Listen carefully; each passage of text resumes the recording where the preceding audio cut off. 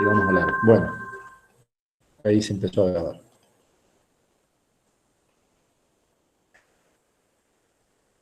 Ahí se ve bien la pantalla. Alguien que abra el micrófono y me diga, por favor. Sí, profe. Sí. Sí. Bien, listo. Bueno, mi nombre es Mario Leandro Aymar. Yo soy el titular de la Cátedra de Química Aplicada y ese mail, el que está escrito ahí, es mi mail personal de la universidad. Cada uno de ustedes va a tener un docente asignado de seminarios y trabajos prácticos. Cualquier duda, cualquier problema, con la primera persona que se tienen que comunicar es con el docente de seminarios, ¿sí? De cada comisión. Si él no puede resolver ese problema, lo resolverá algún profesor de teóricos o en la última instancia seré yo el encargado de resolver ese problema si es que tiene solución. La materia tiene este programa sintético básico.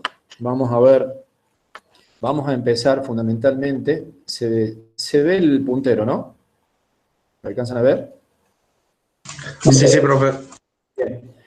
Vamos a empezar directamente desde estructura atómica, propiedades periódicas y química nuclear. La química y sus fundamentos son nociones básicas que ustedes ya deberían tener desde la secundaria. Entonces, cualquier librito de secundaria le van a dar una idea de lo que es la química y sus fundamentos. La pregunta del $1.000.000 que siempre se hacen los ingenieros es ¿por qué estudiamos química? Para que ustedes tengan una idea, la química es la base de todo, la construcción de nuestro universo. La física y la química construyen todo nuestro universo. Entonces, esa es la razón fundamental por la cual los ingenieros tienen que saber algo de química, porque para poder modificar nuestro entorno tienen que entender el comportamiento de la materia y cuáles son los principios fundamentales que la rigen. Y a partir de allí, para poder entender eso, hay que tener una serie de conocimientos básicos. Hoy lo que vamos a hacer es hablar de estructura atómica, propiedades periódicas y algo de química nuclear. Las próximas clases van a ser de enlace químico, estequiometría, gases, soluciones. Vamos a ver algo de termoquímica y procesos de combustión. Vamos a ver algo de termodinámica. Vamos a ver equilibrio químico, equilibrio ácido-base. Vamos a ver óxido-reducción, electroquímica, pilas y corrosión. Ese es el programa sintético de la materia, ¿sí? La bibliografía que nosotros recomendamos para que ustedes complementen lo que nosotros estudiamos en esta materia son 2 libros fundamentales, pero pueden usar cualquier otro libro de química general básica que consigan. El que yo recomiendo es el Raymond Chang, el primero de la lista. Se llama Química.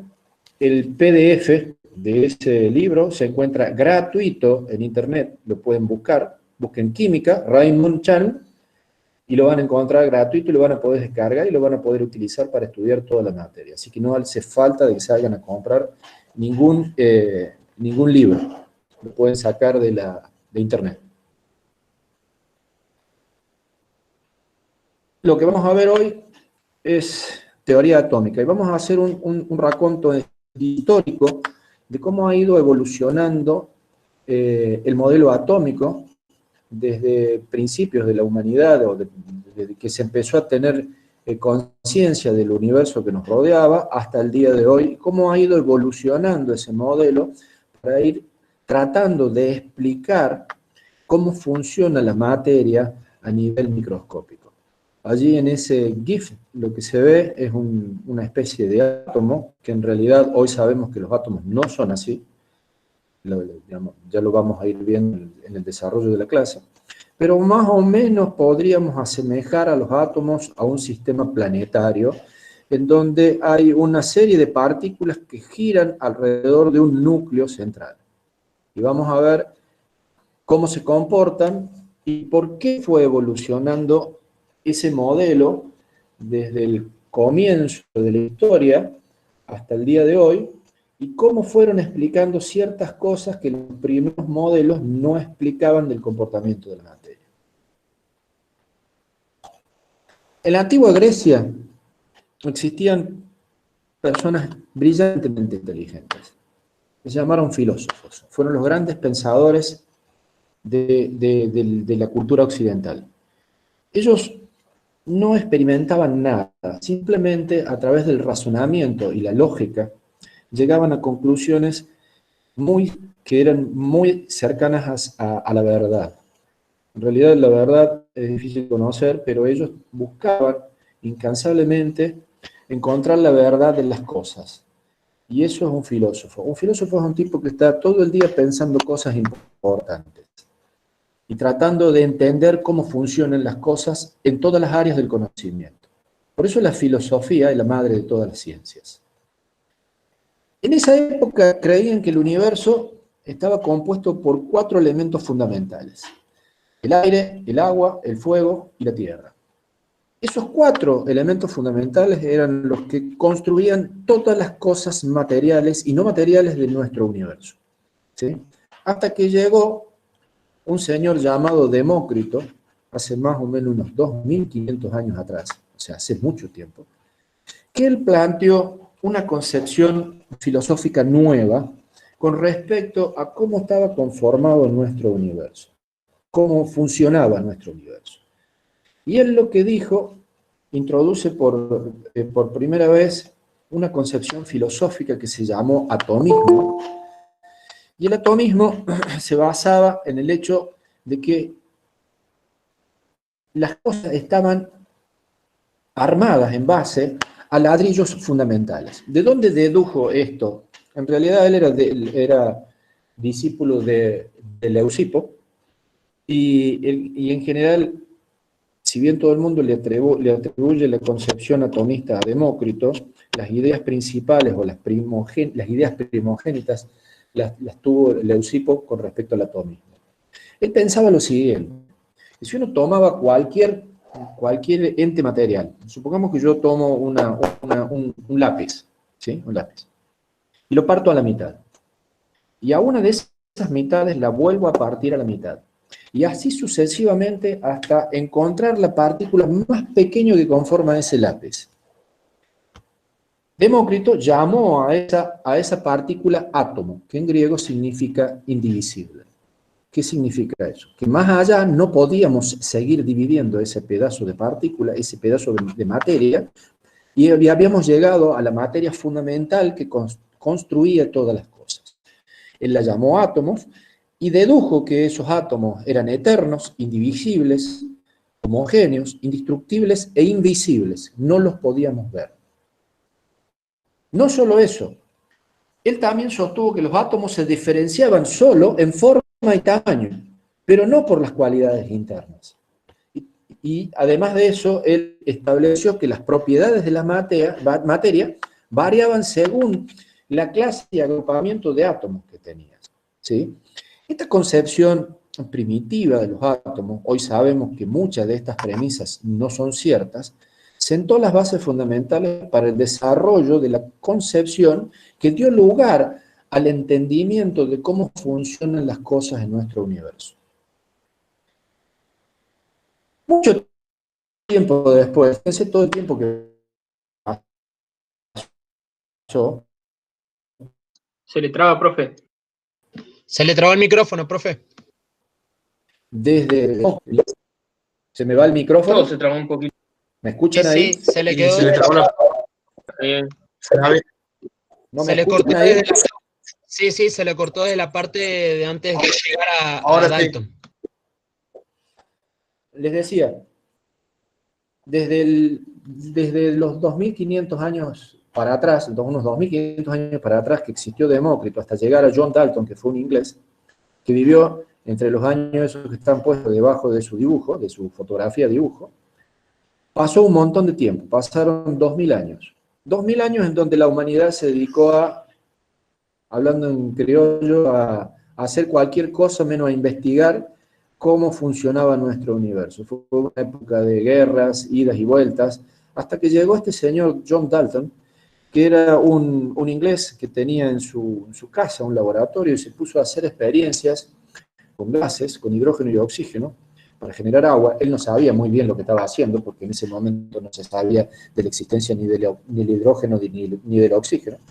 Pero él llegó a ciertas conclusiones experimentales, como por ejemplo que cada elemento químico, cada ladrillo fundamental que construía nuestro universo, estaba formado por partículas extremadamente pequeñas que las llamó átomos. En realidad, lo que estaba haciendo Dalton era tomar las ideas de Demócrito y tratar de analizar, en base a una serie de experiencias que él estaba haciendo, si era real eso.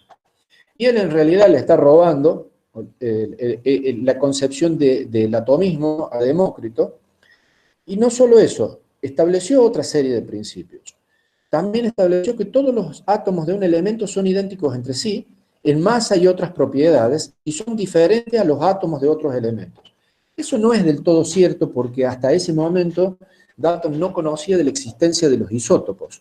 Pero en realidad, ese postulado de Dalton es una verdad a medias, digamos. Posteriormente lo que dijo también es que los átomos de un elemento no pueden transformarse en átomos de otro elementos mediante reacciones químicas. Eso es real, es totalmente cierto. Y hasta la época de Dalton existía una concepción digamos, de lo que era la química, que en ese momento no era química, sino se llamaba alquimia. Yo me gusta llamar a la alquimia como una protoquímica, digamos, en donde había la creencia de que se podía transmutar a la materia.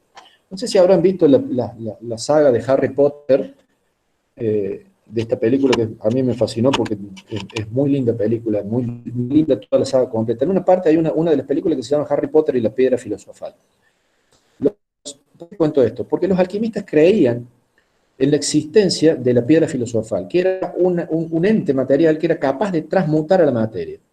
¿Qué es transmutar a la materia? Cambiar cualquier cosa en oro. En realidad, obviamente, los alquimistas no eran ningunos sonsos, entonces estaban buscando riqueza material. Entonces estaban tratando de hacer reacciones químicas, o de hacer cosas que pudieran transmutar la materia y transformarla en oro. Hasta que vino Dalton. Y Dalton postula que los átomos de un elemento no pueden transformarse en átomos de otro elemento mediante reacciones químicas. Y esa es una verdad.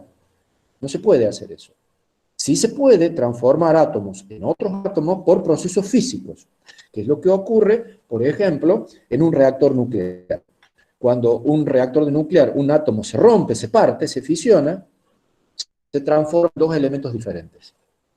Otro de los postulados de Dalton sostiene que los compuestos químicos se forman cuando los átomos de más de un elemento se combinan entre sí en proporciones de números enteros y pequeños. Esto es fundamental, este postulado es fundamental y es cierto. ¿Por qué es fundamental? Porque hasta ese día no se hablaba de compuestos químicos, se hablaba de elementos, de átomos. Y él llegó a la conclusión, haciendo reacciones entre dos gases, entre hidrógeno y oxígeno, que él no sabía que lo estaba haciendo muy bien, que si unía átomos de dos elementos distintos podía formar compuestos químicos. Y de ahí surge que existe una reacción química entre átomos diferentes para formar un compuesto químico. Esto sentó las bases del conocimiento de cómo funciona nuestro universo. Tanto Demócrito como Dalton fueron piedras fundamentales en el desarrollo del entendimiento de la materia y de cómo se podía transformar la materia y qué reacciones de transformación. Este último postulado de Dalton no solamente introduce el concepto de compuestos químicos, ¿sí?, sino que también ayuda a entender todo lo que se va a construir después de conocimiento con respecto al área de la química. Y estos 4 postulados de Dalton son los que empiezan a arrojar un poco de luz para poder alejarnos de la alquimia y empezar a introducirnos en una ciencia como la química. Fíjense Thomson fue un inglés también, que tenía un laboratorio también en su casa. En esa época los científicos eran generalmente autodidactas que vivían en su casa y tenían un laboratorio donde se la pasaban jugando para tratar de entender cómo funcionaban las cosas. Thomson vivió allá por fines de 1800. En ese momento se conocía la electricidad, pero no se sabía qué era. Se había podido armar una especie de tubo de rayos catódicos. No sé si ustedes han conocido los televisores viejos, esos anchos, gordos, no los planos que existen ahora. Esos televisores viejos tenían un tubo de rayos catódicos y básicamente lo que es una fuente de alimentación de energía puesta sobre un electrodo y cuando hacemos circular corriente por ese electrodo se produce una liberación desde un filamento de electrones. Eso genera un haz de luz, un chorro de electrones que golpea sobre una pantalla que es fluorescente. Donde pegan los electrones se produce un destello de luz, ¿sí? Thomson no sabía muy bien que digamos que eran esas partículas y estaba trabajando con este tubo de rayos catódicos que él no entendían cómo funcionaban, por qué sucedían estas cosas. Un tubo de rayo catódico es nada más que un tubo de vidrio en donde hemos puesto un electrodo, le hemos hecho vacío adentro del tubo y en el otro extremo le hemos puesto una película fotográfica que donde pega la partícula cargada, donde pega se produce un destello de luz y se ve la placa fotográfica. Sin querer, trabajando en su laboratorio, él acercó un imán a ese rayo que estaba dentro del tubo de rayos catódicos, y lo que observó es que cuando le acercaba el imán, el rayo se desviaba. Y cuando invertía la polaridad del imán, el rayo se desviaba hacia el otro lado.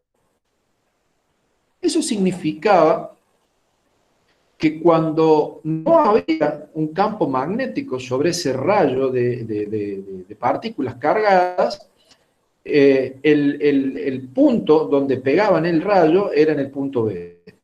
Pero cuando le aplicaba un campo magnético, podía desviarlo o hacia el punto A o hacia el punto C.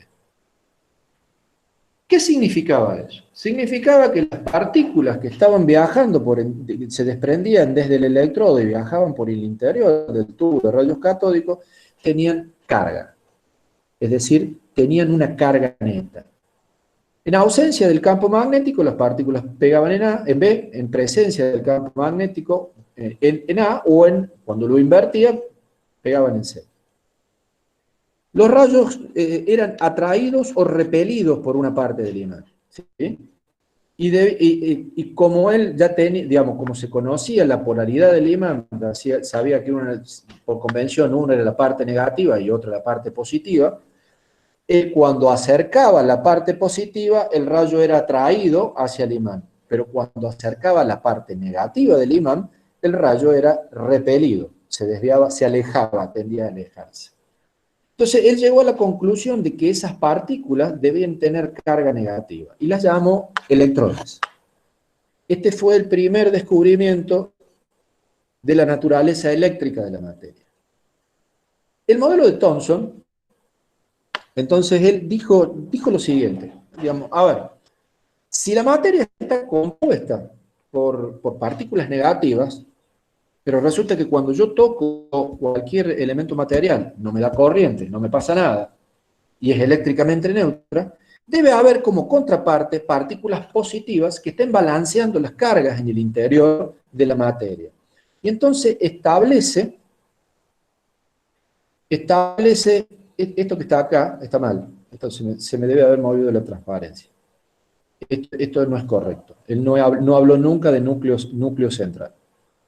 Él establece un modelo de átomo como si fuese un pan dulce, que es lo que se ve acá, en donde las partículas positivas y las partículas negativas que conforman la materia tienen una distribución homogénea en el interior del átomo. Y él pensó que cualquier trozo de materia estaba conformado así. Y el átomo, la partícula fundamental, tenía que contener cargas positivas y negativas, como si fuesen las frutas dentro de un pan dulce. En ese momento, cuando postula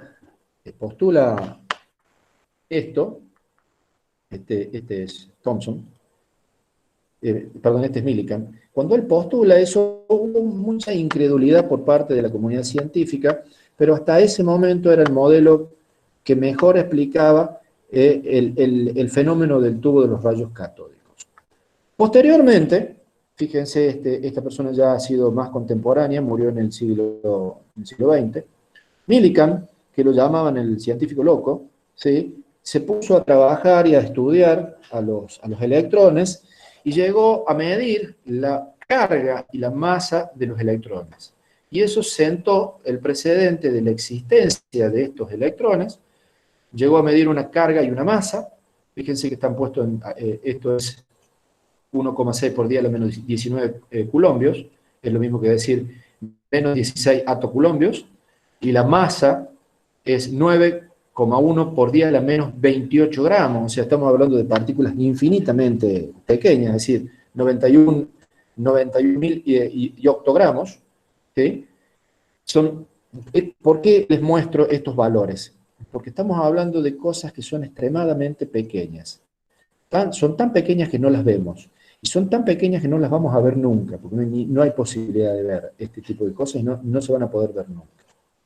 Millikan fue el que estableció la relación de carga y de masa de los electrones, y con eso se sentó las bases de empezar a entender cómo estaba compuesta la materia. Entonces, hasta ese momento se sabía que había electrones que tenían carga negativa y una determinada masa, y como contraparte, para que la materia fuese eléctricamente neutra, había protones, a lo que se llamó protones por carga positiva.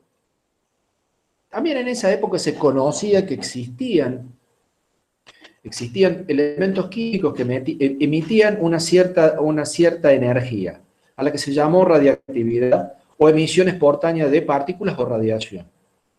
La radiactividad se genera en aquellos átomos que tienen una pobre estabilidad. Es decir, los átomos que son muy estables no generan radiactividad, es decir, no liberan energía. Pero aquellos átomos que son inestables, hay átomos que son inestables, con el paso del tiempo se van descomponiendo, se van rompiendo para formar átomos más pequeños. Y en ese proceso de descomposición lo que hacen es emitir energía. Y esa emisión de energía lo hacen a través de la emisión espontánea de partículas, que pueden ser partículas cargadas, o simplemente radiación electromagnética. La desintegración de las sustancias radiactivas, por ejemplo, el uranio, puede producir 3 tipos de rayos diferentes, 3 tipos de radiactividad diferentes. Rayos alfa, que son partículas con carga positiva, tienen masa, los rayos alfa tienen masa, son partículas con carga positiva, tienen una masa similar al átomo de helio, pero tienen carga positiva. Los rayos beta, que son partículas negativas, o son electrones, digamos, un átomo radiactivo puede emitir rayos beta, que son simplemente un rayo de electrones, más o menos como son los rayos los rayos catódicos, y también pueden emitir radiación gamma, que esto es radiación de altísima energía. No es una radiación de partículas, sino es una radiación electromagnética, y no presenta carga. La radiación gamma es una radiación muy peligrosa porque puede atravesar la materia, puede atravesar paredes, puede atravesar prácticamente todo. De hecho, radiación gamma estamos recibiendo de manera permanente desde el espacio, desde las estrellas. Para que ustedes tengan una idea, acá se ve cómo atraviesan la materia las distintas clases de radiación. Si ustedes se fijan, la radiación alfa no tiene capacidad de traspasar la materia. De hecho, la radiación alfa, por ejemplo, que son partículas con carga positiva, si a uno le pega, quedan en la piel. La radiación beta sí atraviesa la piel, puede atravesar una hoja de papel, pero no una lámina de aluminio. Los rayos X pueden atravesar todo esto, pero no atraviesan el plomo. Por eso, cuando ustedes se van a sacar una radiografía a un lugar, a un laboratorio de imágenes, ¿sí? El radiólogo tiene puesto una especie de camisón que es de plomo, se ubica, cuando va a disparar el rayo para hacer la radiografía, se ubica detrás de una pared, que también esa pared tiene plomo, para protegerlo de no recibir la radiación. Y los rayos gamma atraviesan absolutamente todo, menos, digamos, placas muy grandes de hormigón, pero atraviesan prácticamente todo. ¿Sí? Esto es bastante difícil de contener. Digamos, los reactores nucleares tienen unos sistemas especiales para evitar la emisión gamma, y por eso es que son tan caros construirlos. Este señor Rutherford fue discípulo de Thomson. En 1911 realiza un experimento que para mí es el experimento más importante de toda la historia de la humanidad, porque él sienta las bases fundamentales para entender realmente lo que son los átomos. Fíjense, acá hay un error, murió en 1937, tengo un error en la transparencia. Lo puse hoy a eso y está mal. Pues si no, hubiera tenido 6 años cuando descubrió todo esto y está muy viejo para tener 6 años. Acá ¿Qué fecha? ¿Cómo es la fecha, profe? Vivió entre 1831 y 1937. ¿Sí? Rutherford fue un tipo brillantemente inteligente, ocupó la misma cátedra de Newton en una universidad inglesa. No, siempre me confundo con Cambridge y Oxford, pero creo que era en Oxford. La misma cátedra de física que tuvo Newton a cargo la ocupó Rutherford.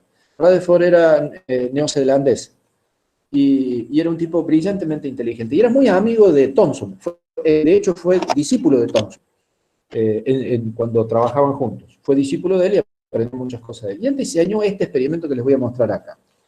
Lo que hizo fue, diseñar un cañón de partículas alfa. ¿Se acuerdan de las partículas alfa que vimos en la filmina anterior? Un material radiactivo que mediante descomposición libera partículas alfa. Esto es simplemente una cápsula de plomo en donde puso un reservorio con un tubo en donde podía apuntar la salida de esas partículas alfa. A continuación lo que hizo fue poner una lámina de oro ultra delgada. Se suponía que era tan delgada la lámina que era solamente un átomo de oro uno arriba de otro formando una lámina. Alrededor lo que hizo fue poner una placa fotográfica, de las antiguas placas fotográficas. No sé si ustedes las han conocido, cuando venían las máquinas fotográficas que tenían que cambiar el rollo de adentro de la máquina. Sabe que yo soy demasiado viejo, por eso me acuerdo de esas cosas. Esa placa fotográfica generalmente es un polímero, un plástico, ¿sí? Embebido en bromuro de plata. Bromuro de plata. ¿Y qué particularidad tiene? Que cuando la luz incide sobre la lámina fotográfica, se vela. Y si yo le pego con una partícula de energía sobre la lámina, ¿qué es lo que ocurre? Se forma una mancha blanca, que es lo que se ve acá. Una manchita blanca. ¿Sí? ¿Él qué hizo? Él dijo, bueno, si el modelo de átomo es el que propone mi amigo y mi jefe, Thomson, que es el modelo del pan dulce, cuando las partículas alfa, que tienen carga positiva, penetren a través de la materia, van a pasar, y si bien van a tener interacción con cargas positivas y cargas negativas, la resultante del movimiento va a ser cero. Entonces, si el modelo es el del pan dulce, todas las partículas alfa deberían pegar inmediatamente y de manera perpendicular a la lámina del otro lado de la lámina en este punto, que se ve acá. Él lo que observó es que si bien el 98% de las partículas pasaban a través de la lámina de oro y no sufrían desviación y pegaban acá, observó que había un 2% de partículas que se dispersaban y pegaban en otros lugares que no era el que deberían haber pegado, ¿sí? No solo eso, observó que algunas de las partículas rebotaban y pegaban para atrás. Él quedó sumamente sorprendido sobre los resultados de este experimento y llegó a la conclusión de que el modelo que estaba proponiendo su amigo Thomson era incorrecto. ¿Por qué?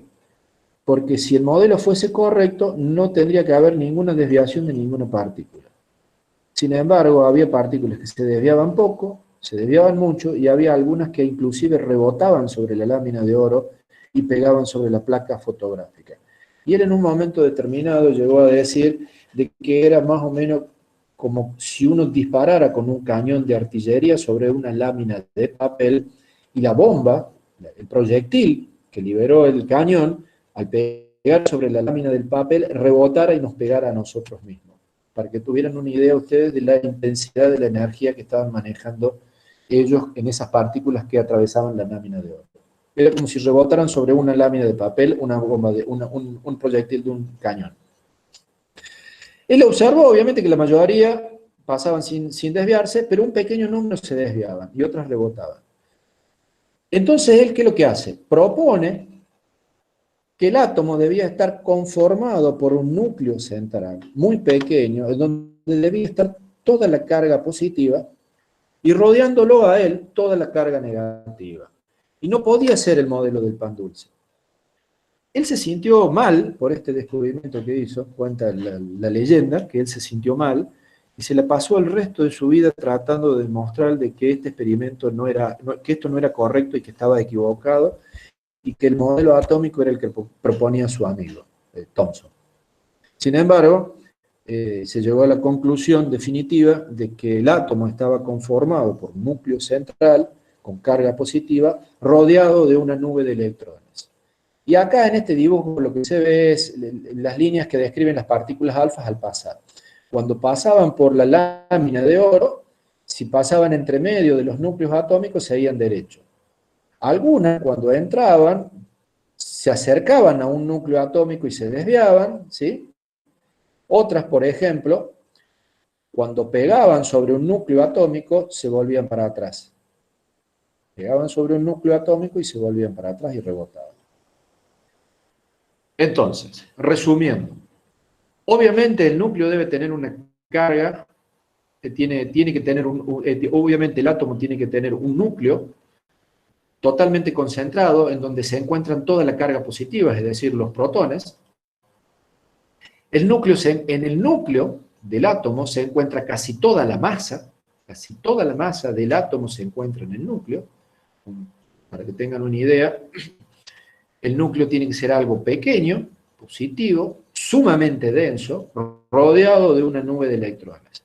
Si bien este modelo representa un núcleo central donde hay una carga positiva y los electrones girando alrededor, no es lo más correcto, digamos, visualizar a los átomos de esta manera. Posteriormente, Maxwell, en 1833, propuso que la luz viajaba en forma de ondas electromagnéticas, ¿sí? Esas ondas electromagnéticas eran una alteración vibrante del medio, la cual se transmite energía.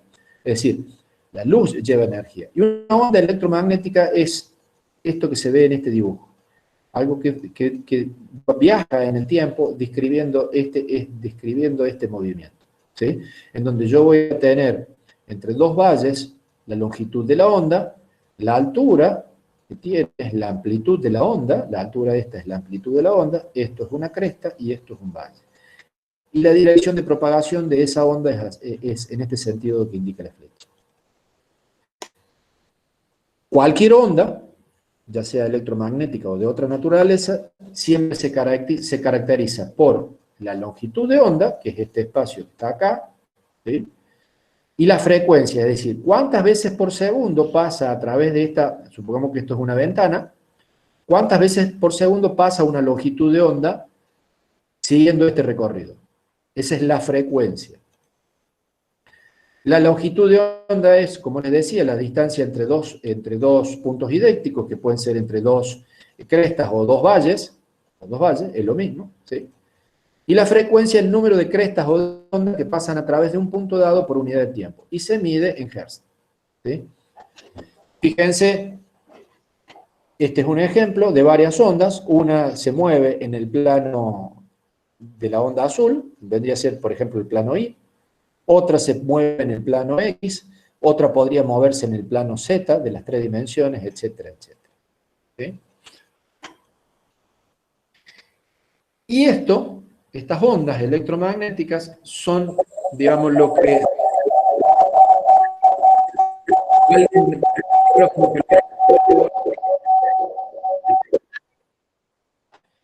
Y el espectro electromagnético es muy amplio, pero nosotros vemos solo una fracción muy pequeña, que es el visible, que es en esta zonita que se ve acá. Fíjense que a la derecha tengo el espectro infrarrojo, las microondas que uso en los hornos microondas para cocinar, y las ondas de radio, que son las más largas. Y las ondas más cortas tenemos el ultravioleta, los rayos X y los rayos gamma. Las ondas más cortas, las que tienen menor distancia en este sector, son las que tienen más energía, y las ondas que son más largas, que tienen distancias más grandes, son las que tienen menos energía. Acá abajo en este dibujo se ven, por ejemplo, para qué la utilizamos. Ondas para iluminar, ¿sí? rayos X para sacar radiografías, las microondas para las comunicaciones satelitales, por ejemplo, para comunicaciones de teléfono, o el horno a microondas, y obviamente las ondas de radio para escuchar radio o ver televisión. Ahora bien, Planck, alrededor de 1900, postuló que los átomos y las moléculas absorben o emiten energía en cantidades discretas, o números enteros de energía. No pueden absorber o emitir energía de cualquier cantidad. Les voy a dar un ejemplo. Supongamos que yo tengo un termómetro y lo pongo en un vaso con agua, en un recipiente con agua, y ese recipiente con agua lo pongo a calentar en la cocina. A medida que va transcurriendo el tiempo, lo que va a ocurrir es que el agua se va a empezar a calentar y la columna de mercurio del termómetro va a empezar a subir y la temperatura que va a marcar el termómetro va a empezar a aumentar. Entonces, lo que va a ocurrir es que va a ir subiendo gradualmente la columna mercurial. Lo que postula Planck es que eso a nivel atómico no ocurre así. Lo que plantea es que podría pasar de 10 a 20 grados sin pasar por los grados intermedios de la temperatura. Eso es así a nivel microscópico porque la energía de las partículas está cuantizada. Hay un ejemplo que ustedes pueden ver en la hornalla de su cocina. Cuando ustedes prenden la hornalla de la cocina, si está funcionando bien, la cocina, la llama es de color azul. Pero cada tanto se observa un destello de color amarillo en la hornalla. No sé si lo han visto. Presten atención, si no lo han visto, cuando prendan la hornalla, fíjense. Esos destellos amarillos que ocurren es porque cada tanto se introduce un átomo de sodio que venía viajando con el gas, y cuando llega a la llama, se calienta, absorbe energía ese átomo de sodio, uno de los electrones, o uno o varios electrones que están alrededor del núcleo del átomo de sodio, cambia de nivel de energía, absorbiendo energía, y cuando pasa de una zona caliente a una zona fría de la llama, más fría de la llama, lo que ocurre es que ese electrón vuelve a decaer al nivel inicial en que estaba y devuelve la energía que absorbió en forma de luz. Y la luz que está devolviendo tiene una longitud de onda que corresponde al color amarillo. Ese es el color de los destellos amarillos de la llama. Lo que encontró Planck con sus estudios es que la energía a nivel atómico estaba cuantizada, ¿sí? Es decir, un cuanto de energía es la mínima energía capaz de ser absorbida o emitida en forma de radiación electromagnética por un átomo o por un grupo de átomos. La energía se puede medir como H por nu. H es la constante de Planck, nu es la frecuencia y nu es igual a C sobre lambda, donde C es la velocidad de la luz. Así se puede medir la energía. Y son múltiplos pequeños y discretos de valores, y no cualquier valor pueden tener, y esa es la razón por la cual la energía a nivel microscópico está cuantizada. Esto no es fácil de entender, porque vivimos en un mundo macroscópico en donde eso no sucede. Pero a nivel microscópico suceden cosas que son realmente muy locas, y hasta a veces podría decir que son mágicas, porque el mundo microscópico se comporta de una forma que no tiene absolutamente nada que ver con el comportamiento de lo que nosotros observamos a nivel macroscópico. Entonces, la teoría cuántica, de acuerdo a la teoría cuántica, la energía solo puede absorber o emitir múltiplos enteros de este producto, de H por nu, número entero para cada elemento. Posteriormente vino un señor llamado Niels Bohr, fíjense en la época que vivió. En 1913 lo que hizo él fue tomar las ideas de Rutherford y tomar las ideas de cuantización de la energía y proponer un modelo nuevo de átomo. Niels Bohr fue un niño prodigio y era un tipo muy rebelde, muy rebelde. Tiene anécdotas muy interesantes de cuando él estudiaba en la universidad. Por supuesto se peleó con un montón de profesores. Les voy a contar una. Él era un tipo brillantemente inteligente, tenía un coeficiente intelectual impresionante.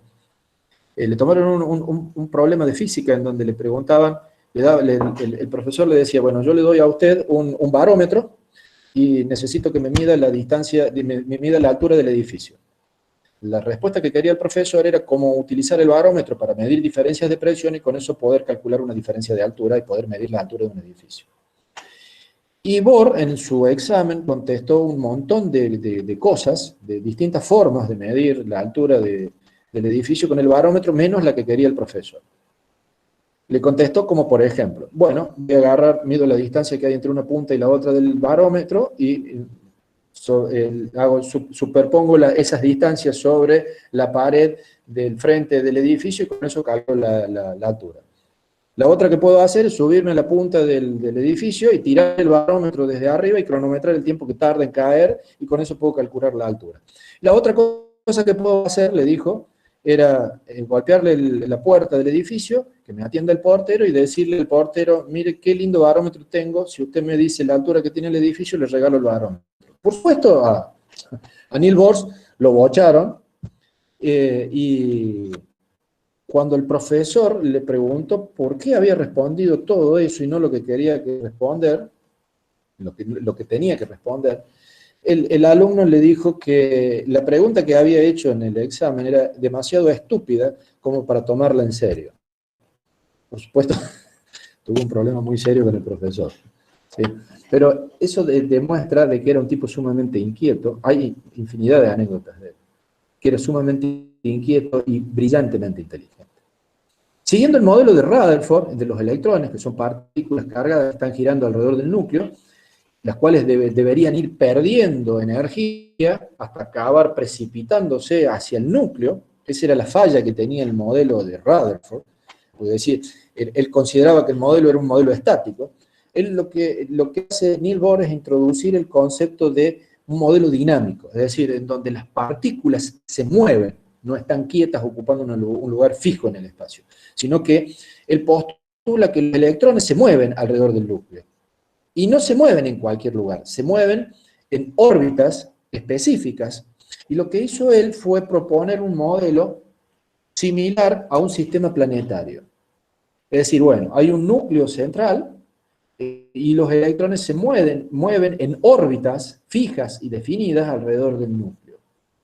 Este modelo lo que hace es tener en cuenta la cuantización de la energía propuesta por Planck.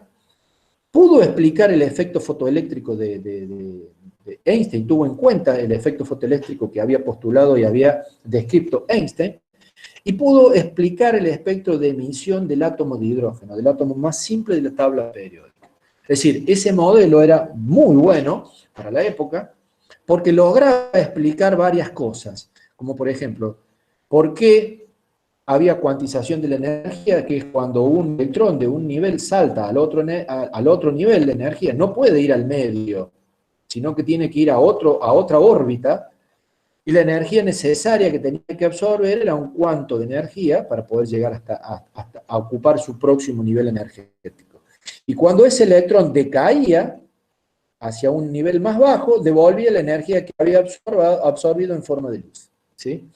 Entonces, él plantea un modelo atómico similar a un sistema planetario, en donde cada uno de los electrones, a semejanza de un planeta, gira alrededor del núcleo que vendría a ser el Sol, y en órbitas fijas y definidas. Gracias a esto, él pudo explicar el espectro de emisión del hidrógeno. El espectro de emisión, los espectros de emisión son espectros continuos o de línea de radiación emitida por todas las sustancias químicas. Cada elemento tiene una huella digital, es decir, tiene un único espectro de emisión. Son líneas características de un espectro atómico y se utilizan para identificar átomos desconocidos. Actualmente los espectros de emisión se utilizan muchísimo en astronomía para determinar la composición elemental de las estrellas y de los planetas, de acuerdo a la luz que emiten. Por ejemplo, en el caso de Niels Bohr, con su modelo pudo explicar este espectro de emisión. Cada raya corresponde a una raya de absorción o de emisión del espectro. A partir de la teoría cuántica de Planck y de Einstein, Bohr pudo explicar, como les decía, con su modelo, el comportamiento del átomo de hidrógeno, que es el átomo más simple. Fíjense, acá se ve un poquito mejor lo que yo les decía. cuando hay decaimiento de un electrón en su modelo, estamos hablando de Bohr, de una órbita a una órbita más baja, libera energía en forma de luz, en forma de una onda de luz, ¿sí? Y hay distintos niveles de energía. Los electrones giraban en torno al núcleo en forma circular a gran velocidad, por eso no caían, no eran atraídos por el núcleo positivo y caían hacia él y colapsaban la materia. Cada órbita tiene una energía específica asociada, es decir que giran a una determinada velocidad en cada una de las órbitas, y hay una energía, y la radiación emitida por un átomo de hidrógeno ionizado se producía por la caída de un electrón de una órbita de mayor energía a una órbita de menor energía, y esto originaba el desprendimiento de un paquete de luz o cuanto de energía. ¿Se entiende? Hasta ese momento, si bien ya teníamos en claro que existía un núcleo atómico y los electrones que se ubicaban alrededor de él, girando alrededor de él, se habían dado cuenta, los físicos del momento, que no podían explicar la masa total, no habían podido explicar la masa total de los átomos, sino que les estaba faltando por identificar otras partículas que estaban contribuyendo a la masa del átomo en sí. Hasta que vino Chadwick, también lo consideraron un científico loco, ¿sí? Fíjense que murió hace relativamente poco tiempo, murió en 1974, fue el que descubrió la existencia del neutrón. Fue una de las cosas más difíciles que hicieron en física, descubrir el neutrón, porque el neutrón es una partícula que tiene la misma masa del protón, prácticamente iguales son, pero no tiene carga. No tiene carga. Y una de las cosas que fallaba en los modelos anteriores del átomo, era que decían, bueno, si hay un núcleo cargado positivamente, ¿cómo puede ser que haya protones que tienen carga positiva todos amontonados en un punto? ¿Cómo puede ser que no se repelan? Que no explote el núcleo y se separen por repulsión de carga positiva. Bueno, hasta que llegó Chadwick, que pudo demostrar la existencia de los neutrones, y los neutrones cumplen la función que más o menos cumplen dentro del núcleo, aparte de darle la masa que le faltaba, era de tratar de minimizar la repulsión de carga que hay entre los protones. Es más o menos como cuando dos tipos salen de un boliche y se van a cagar a trompada y hay un amigo que los separa. Bueno, lo que está haciendo el neutrón ahí es separar, minimizar la repulsión de carga, esa repulsión de carga positiva para estabilizar el núcleo atómico. Es decir, Chadwick en 1932 demuestra la existencia de una nueva partícula subatómica, ¿sí? Y la llamaron neutrón porque no tiene carga. Entonces, resumiendo, hemos evolucionado desde la concepción de Demócrito hasta Chadwick en 1932, hemos evolucionado de un ladrillo fundamental que construía todo nuestro universo, que podía tener distintas formas, pero era un único ladrillo fundamental, a tener el modelo atómico hasta ese momento, en donde estaba compuesto por partículas subatómicas, es decir, un átomo sigue siendo algo divisible, se puede romper, cosa que Demócrito decía que no, que está conformado por electrones, que tienen carga negativa, protones, que tienen carga positiva, y neutrones, que no tienen carga, pero que tienen la misma masa. Y toda la masa del átomo, el 99%, el 98% de la masa del átomo, 99% de la masa del átomo está concentrada en un núcleo. Y los electrones están girando alrededor. Para que ustedes tengan una idea, estas son las partículas, electrón, protón y neutrón, ¿sí? La masa, expresada en gramos. Fíjense que la masa del neutrón y del protón es prácticamente la misma. Acá se ve. Y fíjense que los electrones son muchísimo más chicos, 4 órdenes de magnitud más chicos, en masa que los protones y los neutrones. Para que tengan una idea, un protón es 1836 veces más grande, 1836 veces más grande, tiene más masa que un electrón. Imagínense, para tener una conciencia de esto, un bebé que pesa 1 kilo y una persona que pesa 1836 kilos. ¿Sí? Esa es la diferencia que hay entre un protón y un electrón. Los protones y los neutrones se ubican completamente en un núcleo pequeño y los electrones se distribuyen en una nube alrededor. El conocimiento de esto da lugar a que uno pueda caracterizar los átomos con dos números principales, con el número atómico y el número másico. El número atómico está de acuerdo a la cantidad de protones que hay en el núcleo. Por ejemplo, el átomo de hidrógeno tiene un único protón, en cuyo caso su número atómico es 1. En el helio, que es el elemento que sigue en la tabla periódica, tiene 2 protones y el número atómico es 2. ¿Sí? Todos los átomos se pueden identificar por el número de protones. En un átomo neutro, el número de protones siempre es igual al número de electrones. ¿Para qué? Para que el átomo sea eléctricamente neutro y no tenga carga. Ahora bien, el número másico, lo que me da idea a mí es de cuánta cantidad de materia tiene ese átomo. Y el número másico se simboliza con la letra A, ¿sí? Y es el número de neutrones y protones totales que tiene ese átomo. Por ejemplo, el átomo de hidrógeno tiene solamente un protón y tiene un electrón, pero no tiene neutrones, el átomo de hidrógeno. En cuyo caso su masa es 1. En el caso del helio, que está inmediatamente después en la tabla periódica, tiene 2 protones y 2 neutrones. Y su masa es alrededor de 4. ¿Se entiende lo que les estoy diciendo? En este caso, no se tiene en cuenta la masa de los electrones porque es prácticamente despreciable frente a lo demás. ¿Y cómo se simbolizan los átomos? Con el elemento químico, en este caso X, un elemento X, se pone encima el número másico y abajo el número atómico. Por ejemplo, en el átomo de sodio lo que yo veo que tengo una masa de 23 y un número atómico de 11. ¿Qué significa eso?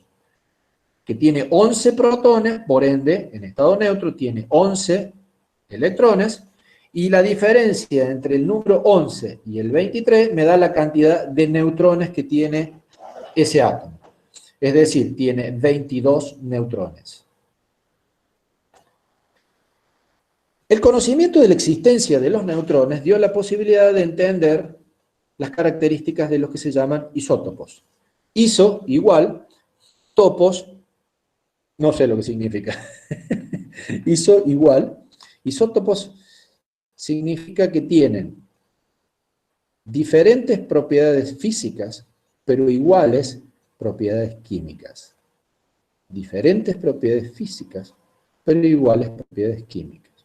Por ejemplo, en el primer dibujo lo que vemos es el átomo de hidrógeno, donde hay un núcleo central, donde hay un solo protón y un electrón girando alrededor de él. Ese es el átomo de hidrógeno, y simbolizado con una letra H, arriba el número Z, perdón, el número másico, y abajo el número atómico. Masa y atómico. En el costado lo que tengo es el átomo de deuterio, que no figura en la tabla periódica porque es un isótopo del hidrógeno. Y en este caso lo que yo tengo es un protón, un neutrón y un electrón.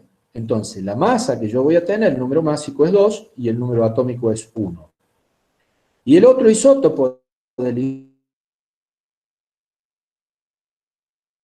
hidrógeno existe.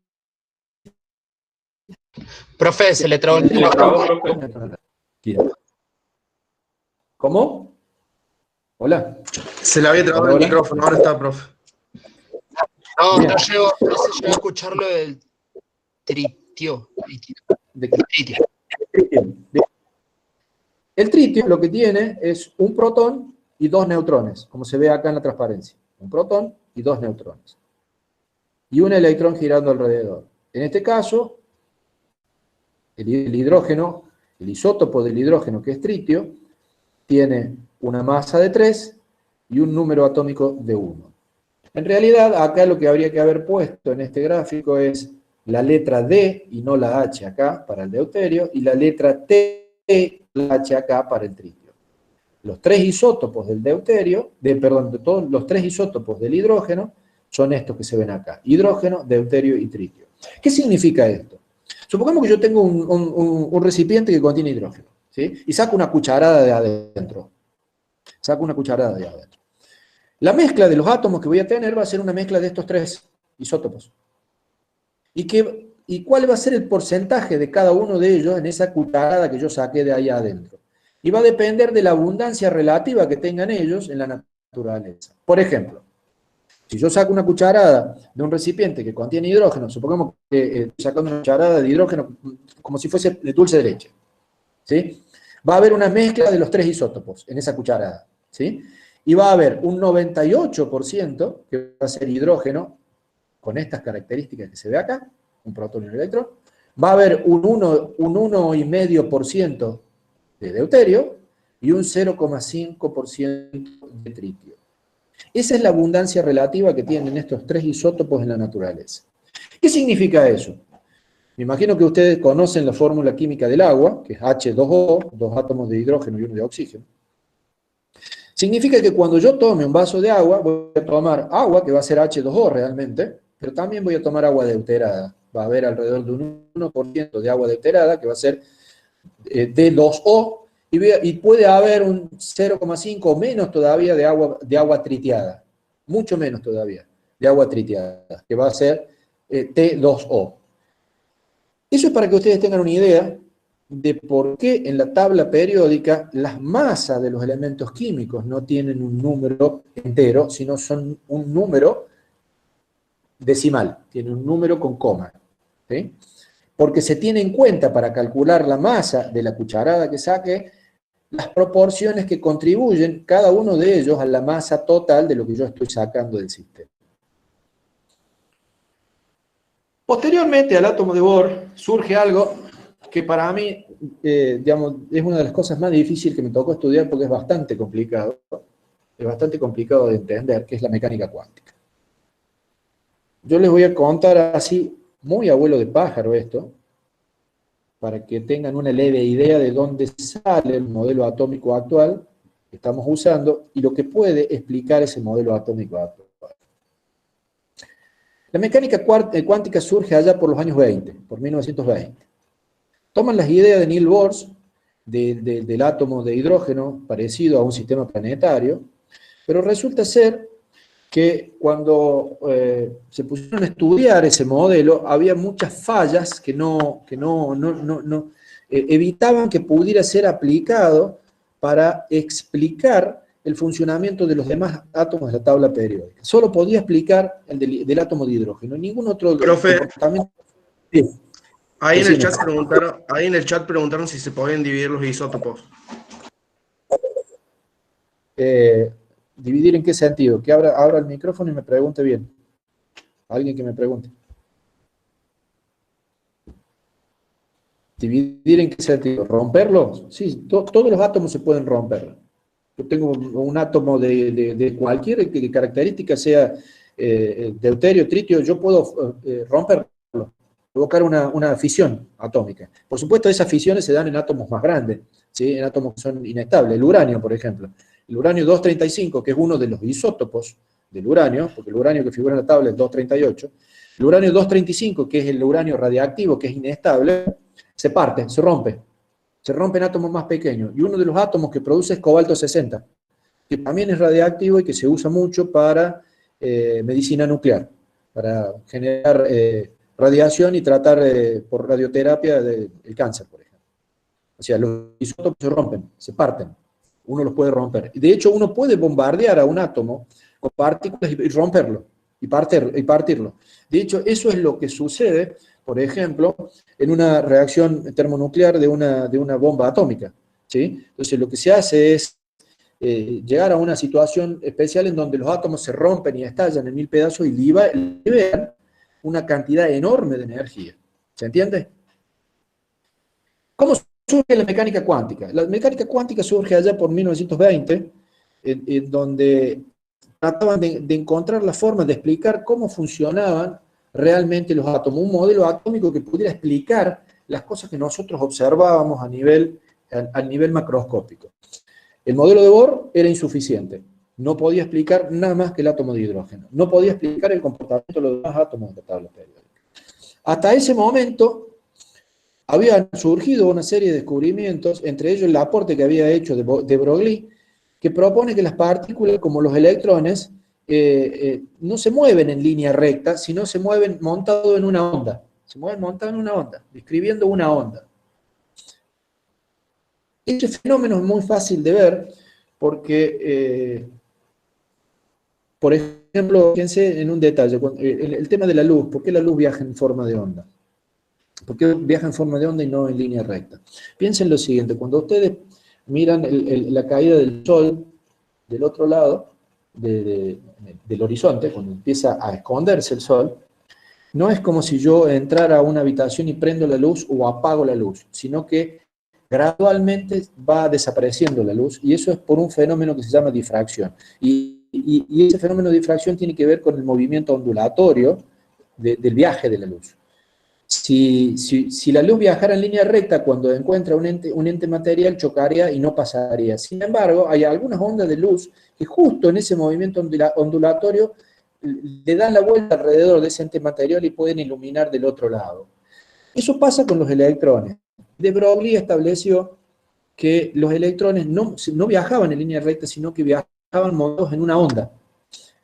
Y él pudo explicar, en cierta forma, la dualidad onda-partícula que existe en la luz, por ejemplo, y en el movimiento de los electrones. Que a veces los electrones se comportan como una partícula y otras veces se comportan como una onda.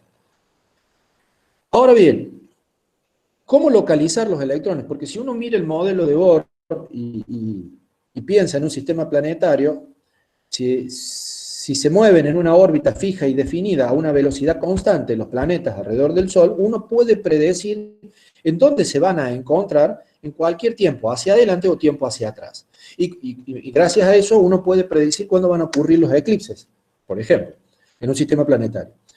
Pero resulta ser que a nivel atómico eso no se puede hacer, no se puede predecir eso. ¿Por qué? Porque en 1927 Heisenberg introduce el principio de incertidumbre, en donde dice que no se puede conocer la velocidad y la posición al mismo tiempo de una partícula subatómica. No se puede hacer eso. Uno se pregunta, ¿cómo no se va a poder hacer si yo digamos, a nivel macroscópico sí lo puedo hacer? Por ejemplo, si yo le digo, un auto viaja desde la ciudad de Córdoba por la autopista que va a Villa María, viaja a la ciudad de Villa María, y va a una velocidad constante de tanto, sale en tal momento, yo puedo calcular dónde se va a encontrar a medida que vaya pasando el tiempo, en qué lugar de la autopista se va a encontrar. Pero resulta ser que a nivel atómico eso no se puede hacer. Primero, ¿por qué no se puede hacer? Más allá de esta explicación matemática que se ve acá, que uno no puede medir velocidad y posición al mismo tiempo, porque cuando mide una, el error en la medición de la otra se dispara, y cuando mide la otra, el error de la otra variable se dispara. Y no hay forma de encontrar dónde se encuentra una partícula. Se lo voy a bajar a la realidad porque esto es difícil de entender. Supongamos yo le digo, hay un auto que quiere viajar a Villa María, pero yo no les digo por qué ruta va a ir, ni a la velocidad que se va a mover. Y ustedes me van a decir, ¿cómo voy a calcular a qué hora va a llegar? Ni les digo cuándo sale. Y yo les pido que me calculen cuándo llegan. No hay forma de hacer eso. Si yo no sé qué ruta va a tomar, ni a la velocidad que va a ir, a qué velocidad promedio va a ir, yo no puedo calcular desde el momento que salga hasta cuándo va a llegar. Bueno, con los átomos, a nivel atómico, pasa algo parecido con los electrones. Primero, porque los electrones no se mueven en órbitas fijas, sino se mueven por donde se les canta, por donde ellos quieren. Pero, ojo, en zonas específicas, energéticas específicas. ¿Qué significa eso? Que tiene un lugar donde él puede moverse. Y se mueve en ese lugar, por cualquier lugar de ese lugar, imagínense un espacio tridimensional, ¿sí? Y a una velocidad que no es constante. Les voy a dar un ejemplo que doy siempre. Supongamos que yo les pregunto a ustedes, ¿dónde está en este momento, exactamente en este momento, dónde está su madre? Cada uno de ustedes, a los que tengan mamá. Le pregunto, ¿dónde está su madre? Siempre hago este mismo ejemplo. Siempre elijo uno de los alumnos que esté sentado cerca mío y le pregunto, ¿de dónde es? Me dice, generalmente son del interior del país o de la provincia. Supongamos que son de Villa María. Le pregunto si tiene mamá, sí. Él está en la clase conmigo, pero su mamá está en Villa María. Y le pregunto, ¿tu mamá dónde está? En Villa María. Le digo, ¿estás seguro que está en Villa María? Sí, está en Villa María. ¿Seguro que está en Villa María tu mamá? Y no se habrá ido de viaje, no le habrá salido un viaje para ir a alguna... Y no sé, me dice. Ahora yo te pregunto, supongamos que está en Villa María, ¿en qué lugar está tu mamá en este momento? Y está en mi casa, pero ¿qué parte de la casa? ¿Qué mosaico está pisando de tu casa? ¿No se habrá ido a hacer compras? Y no sé. Bueno, entonces yo puedo calcular una probabilidad de decir, bueno, es muy probable, por el comportamiento de mi madre, que se encuentre en Villa María. Es muy probable que a esta hora del día se encuentre en mi casa. A lo mejor, en esta hora del día, a lo mejor puede estar durmiendo la siesta, pero no lo sé. Pero son todas probabilidades, ¿por qué? Porque yo no puedo ver con exactitud dónde está, no sé a la velocidad que se mueve, no sé por dónde se mueve, ni puedo observar qué es lo que está haciendo. Eso es lo que pasa con las partículas a nivel atómico. No se puede determinar velocidad y posición porque el error que se introduce en esa medición es tan grande que altera el movimiento de los electrones. Entonces, el principio de incertidumbre de Heisenberg establece que es imposible determinar con exactitud la posición y la velocidad o momento de una partícula como el electrón. Entonces, si yo no sé dónde está el electrón, ni a la velocidad que se mueve, ni por dónde se mueve, mucho menos voy a poder armar una distribución electrónica alrededor del núcleo, para poder interpretar cómo se comporta un átomo de acuerdo a cómo tiene distribuida la nube electrónica. Y la mecánica cuántica lo que hace es justamente eso. Allá por los años 20, un señor llamado Schrödinger dedujo una ecuación matemática que es muy compleja. Esta ecuación matemática es una ecuación muy compleja, ¿sí? Y es lo que se llama ecuación de Schrödinger dependiente del tiempo, que es la más compleja. Para simplificar la interpretación de esta ecuación, lo que se hace es hacerla independiente del tiempo, se la hace independiente del tiempo, para poder hacer algunos cálculos. Y esa ecuación lo que hace es, nu es la masa reducida de una partícula, la energía, la masa de la partícula, V es la energía potencial, este símbolo al cuadrado es un laplaciano, es un operador matemático que ustedes no conocen, ¿sí? Phi es una función de onda, y básicamente lo que podemos decir de esta ecuación matemática es que es una función de onda que depende de la evolución de esa función en el tiempo, y siempre este término hace referencia a la energía cinética con la que se mueve la partícula y hasta la energía potencial. Y es función del tiempo. Es decir, significa que la energía total de un sistema es igual a la sumatoria de la energía cinética más la energía potencial. Les muestro esto no porque tengan que aprenderse esto, sino simplemente para que interpreten que gracias a esta ecuación matemática, que es una ecuación en derivadas parciales, que dependen de x, y, z, ¿sí? Ecuación diferencial en derivadas parciales lineal, cuya solución son funciones matemáticas. Esta ecuación tiene infinitas soluciones, y para encontrar las soluciones que yo necesito para poder explicar el modelo de átomo, tengo que darle una serie de condiciones de entornos para que tengan solución, una solución en el campo real. A ver, esto es más o menos como yo les dijera, a tiempo cero, la velocidad del auto es cero, no arrancó todavía. Esa es una condición de contorno para poder decir a dónde va a estar un auto, por ejemplo, que se mueve en un determinado periodo de tiempo. Schrödinger fue un matemático brillante, ganó el premio Nobel por esto, y él sentó las bases del nuevo modelo atómico en base a esta ecuación matemática. Hasta ese momento, en física lo que se hacía era, se observaba un fenómeno y se lo trataba de interpretar matemáticamente. Acá lo que hizo Schrödinger fue una mezcla de dos cosas miradas de dos puntos distintos. Por un lado, tomó los que había de los atómicos anteriores, como la cuantización de la energía, el modelo de Bohr, etcétera, etcétera, y entendió que no podía utilizar ecuaciones comunes, sino hay que calcular probabilidades de dónde encontrar las partículas subatómicas. Esta ecuación incorpora tanto el movimiento de la partícula del electrón en función de la masa como el concepto de onda en términos de una función de onda. La solución de la ecuación de Schrödinger para el átomo de hidrógeno produce un conjunto de funciones de onda, funciones matemáticas, y los estados de energía que puede ocupar cada electrón. Esto no es fácil de ver, pero hay que explicarlo lo mejor que se pueda para que puedan entender cómo se produce la distribución de los electrones alrededor del núcleo y eso cómo determina las propiedades químicas de los elementos químicos.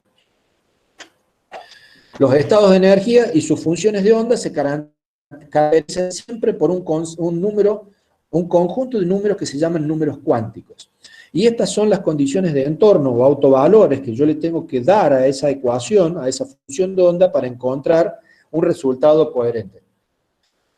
Si yo hago el gráfico de la función de elevo al cuadrado a phi, que es la función de onda, la elevo al cuadrado, lo que yo hago es calcular una probabilidad en el espacio de encontrar al electrón. Es decir, calculo el phi cuadrado, la función de onda al cuadrado me da a mí la noción de probabilidad de dónde puede estar ubicado el electrón. Por eso hablo de probabilidades y no de certezas. Porque como se mueven por lugares, si bien lugares acotados o donde se sienten cómodos los electrones, lo hacen en cualquier dirección, pero con cualquier velocidad. Entonces yo no puedo saber nunca dónde están. Entonces lo único que puedo hacer es calcular una probabilidad de encontrarlos en una cierta región del espacio. Y yo no puedo hablar de órbitas, entonces, como hablaba Bohr. Tengo que hablar de orbitales. Y un orbital es una zona de mayor probabilidad de encontrar un electrón. Y Bohr hablaba de órbitas planas, pero como la ecuación de Schrödinger está descrita en 3 dimensiones, X y Z, no puedo hablar de planos, sino tengo que hablar de volúmenes, zonas de volumen donde yo puedo encontrar a los electrones. Esto reemplaza ese concepto de órbita y lo reemplaza por el concepto de orbital atómico, ya no se habla más. El modelo actual lo que hace es describe los orbitales atómicos e identifica los electrones que se utilizan los denominados números cuánticos para definir los lugares en donde yo puedo encontrar y cómo están distribuidos. Hay 4 números cuánticos, que son los autovalores que satisfacen a la ecuación de Schrödinger. El número cuántico principal, denominado número cuántico n, o nivel de energía, el número cuántico de momento angular, o L, simbolizado con la letra L, ¿sí? O es el subnivel energético, el número cuántico de momento magnético, que es el M sub L, y hay un cuarto número cuántico, que se entendió relativamente hace poco tiempo, qué propiedad física describía, que es el número cuántico M sub S, o número de spin electrónico, que está relacionado a cómo gira el electrón sobre su eje. Supongamos que el electrón es una esfera y que gira. Cuando esa esfera cargada gira sobre un eje, genera un momento magnético que apunta en una dirección. Pero cuando gira en sentido contrario, genera un momento magnético que apunta en la dirección contraria. Y eso se llama spin electrónico. Y es tan importante que la resonancia magnética nuclear tiene en cuenta los cambios de spin de los núcleos para poder hacer las imágenes que se utilizan hoy para hacer diagnósticos. Entonces, hay 4 números cuánticos necesarios para describir una partícula. Es decir, son los 4 números cuánticos que necesito para que la función de onda tenga un sentido. Y esos 4 números cuánticos se llaman N, L, M sub L y M sub S. Para que tengan una idea, el número cuántico principal o número cuántico de nivel energético, podríamos graficarlo de esta forma. Se tiene nivel 1, nivel 2, nivel 3, nivel 4 de energía, ¿sí? Y dentro de cada uno de ellos hay subniveles de energía, que es el número cuántico L, ¿sí? Y fíjense, lo que tiene importante esto es que el único valor independiente es N. A ver si puedo ir para atrás, ¿sí? No. Los números cuánticos, todos están relacionados al valor de N. Todos al valor de N. N puede ser un número entero distinto de 0. Siempre es un número entero distinto de 0. Y L está relacionado al número cuántico N. Si N es igual a 1, L siempre es N menos 1, es 0. Si N es igual a 2, L va a ser, las posibilidades de L van a ser 1 y 0. Si N es igual a 3, las posibilidades de L van a ser 2, 1 y 0. Son todos los números cuánticos menos 1. ¿Se entiende? Entonces yo puedo armar una tabla de esos valores y decir, cuando L es igual a 0, ese es un orbital S. Cuando L es igual a 1, ese es un orbital P. Cuando L es igual a 2, ese es un orbital D. Y cuando L es igual a 3, es un orbital F. Y estas letras denotan la forma que van a tener cada uno de esos orbitales. Entonces, vuelvo a repetir. L está relacionado, los valores que puede tener L dependen del valor que haya asumido N. ¿Y cuántos valores va a tener N? Bueno, va a depender del valor que asuma N. Si N es igual a 1, va a haber un único valor de L que va a ser igual a 0. Si N es igual a 2, va a haber dos valores posibles para L. Si N es igual a 3, va a haber 3 valores posibles para L. Y si N es igual a 4, va a haber 4 valores posibles para L. ¿Se entiende eso? Bien. Ahora bien, el número cuántico magnético M sub L depende de los valores que tenga L.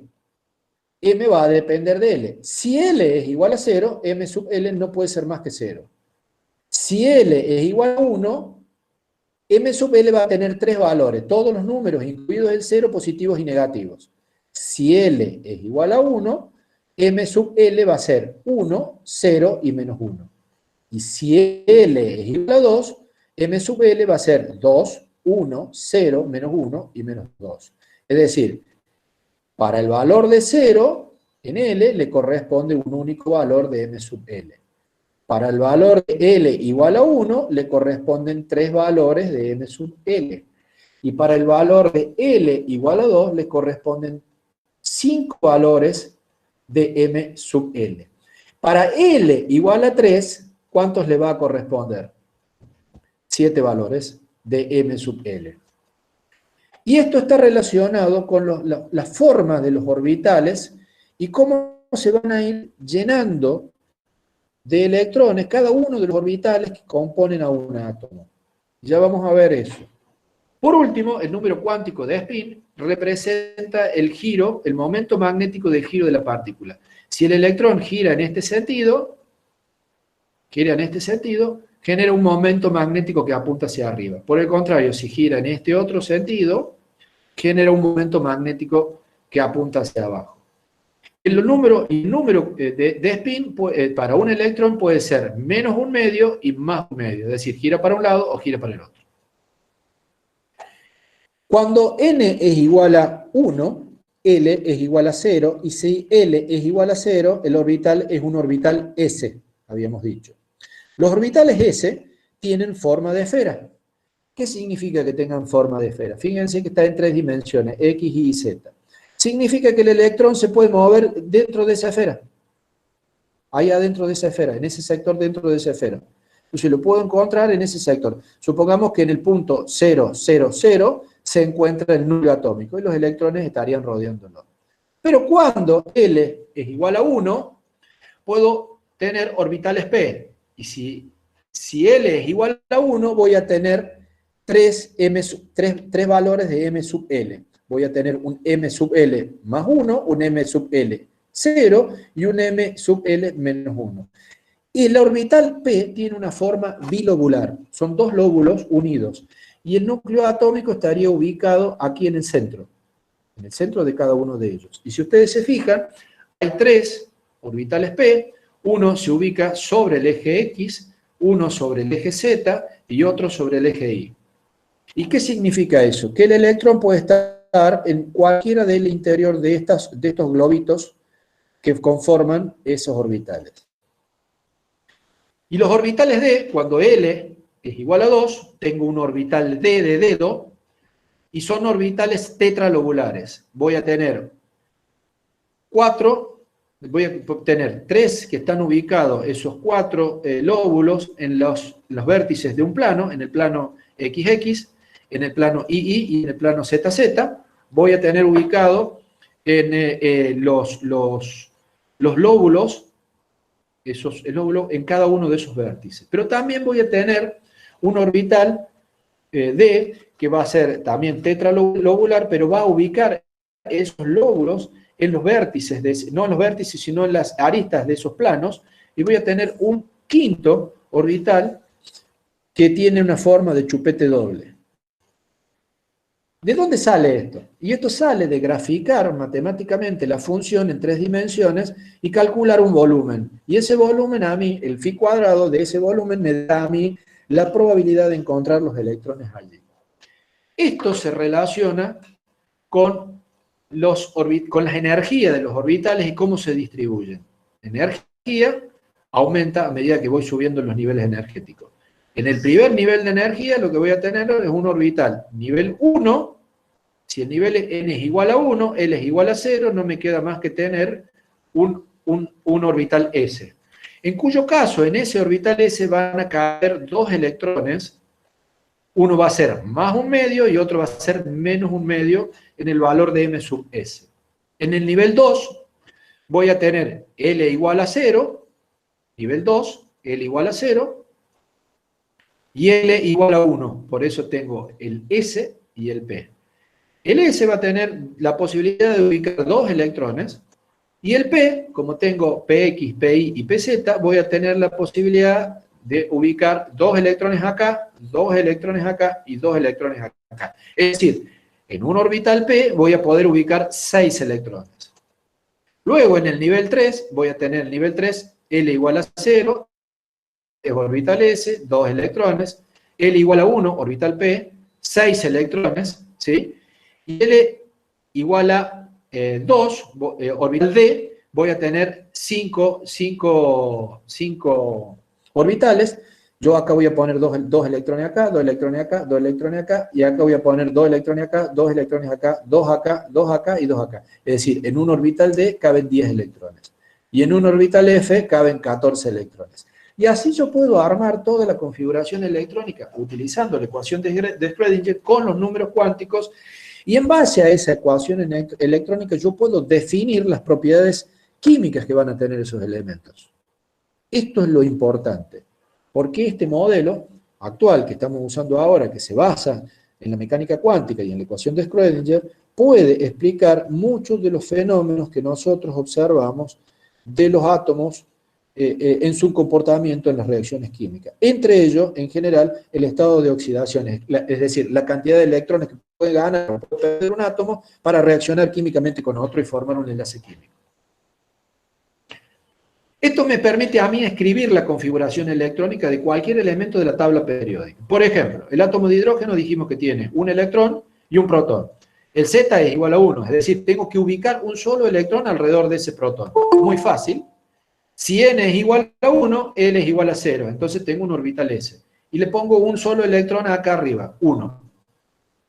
Por ejemplo, el boro, voy a empezar a llenar el boro, tiene un Z igual a 5, tiene 5 electrones. Lo que voy a decir, en el nivel 1 voy a ubicar 2 electrones. En el nivel 2 voy a ubicar 2 electrones en un orbital S y voy a ubicar el electrón que me falta en un orbital P. Y así puedo escribir la configuración electrónica de todos los elementos de la tabla periódica.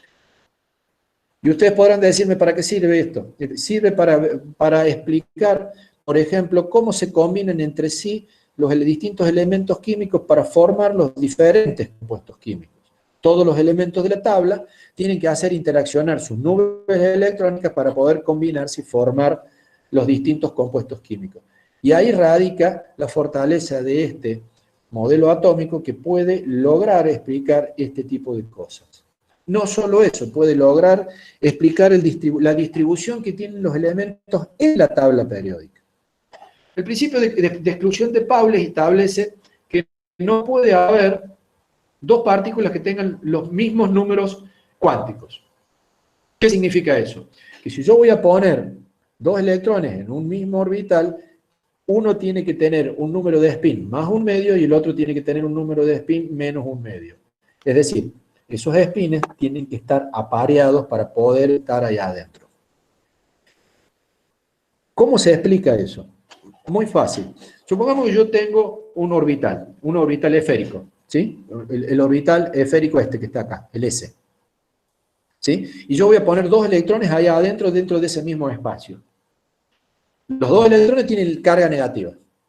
Y entonces se repelen. Pero están en un mismo lugar en donde se pueden repeler. ¿Qué pueden hacer ellos para minimizar su repulsión?